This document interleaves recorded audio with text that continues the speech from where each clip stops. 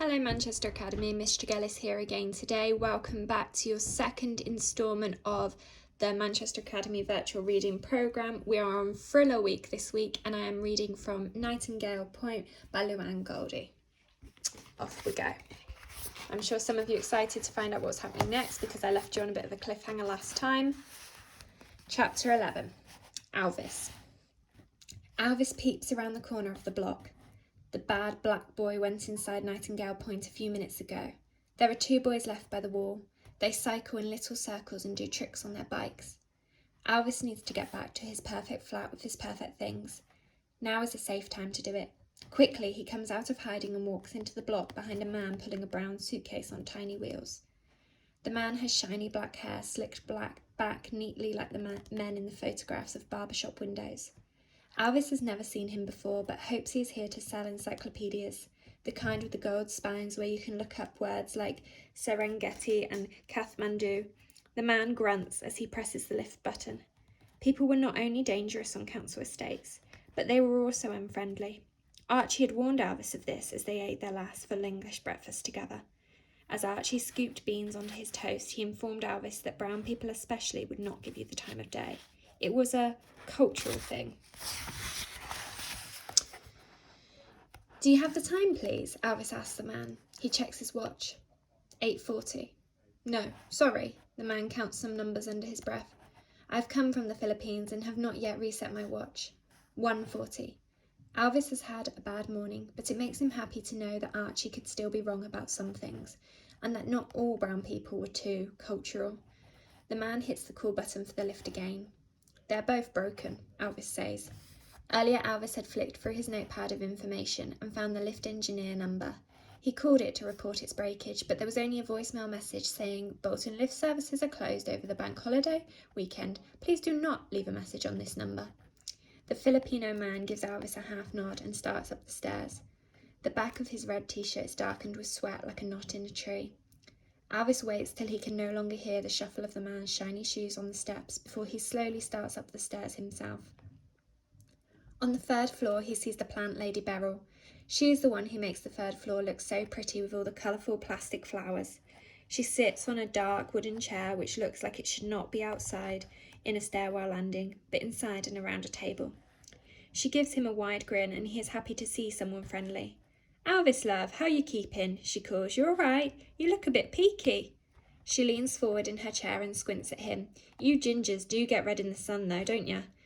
Need to slap on some sun lotion. Beryl dips down and feels the fake soil of her pots. Good grief. She makes a tutting noise like you do when there is a nice cat that you want to stroke.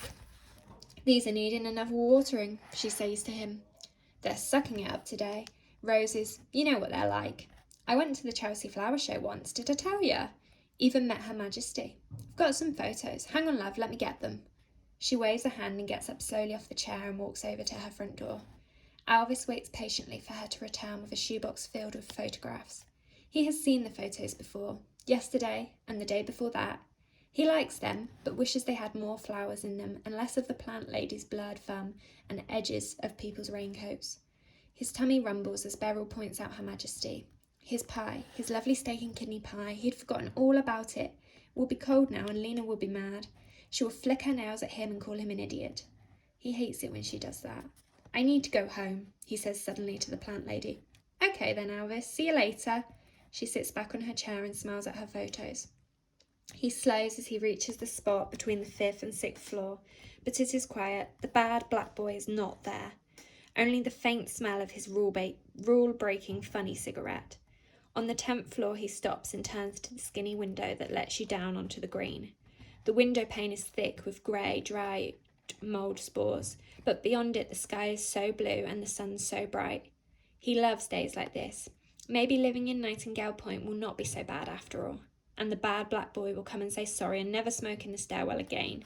Maybe Elvis will go to the Chelsea Flower Show with the plant lady and have his photo taken next to a giant Helianthus anus, which is the posh name for sunflower. He watches as a plane flies across in the sky. It curves around the 3 towers of the estate and disappears behind him. Then, seconds later, it comes back. But this time, it looks closer. It turns slightly. One wing goes straight up in the air and the other points straight down to the floor.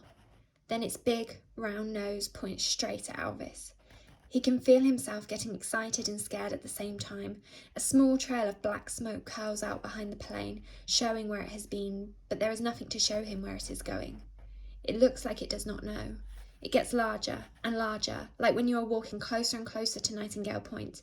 Then, there is a huge noise that makes Elvis put his hands over his ears and push his palms in.